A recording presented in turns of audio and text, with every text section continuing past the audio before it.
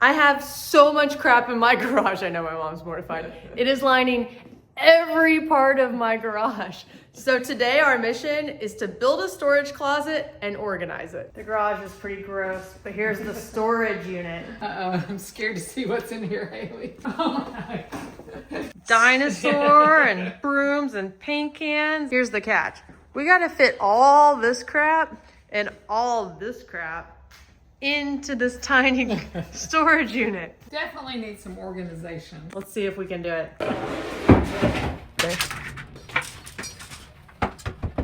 It's been a week. Yay! And now we've had the storage shelves installed and we're ready to organize. Let's show you our storage shelves. Yeah, here our shelves are and we are so excited to organize. Whoa! This will be great. Oh my God, there's no dinosaurs, no trash bags, no nothing. Oh, we even have this nice little shelf up here for our luggage. Oh my God! Haley, what do you have in these boxes? All right, let's get a bunch more stuff. Oh, this is heavy. God. Stuff. Oh my. That's for the cat. Why is this box so heavy? I don't know, but this is going to be amazing.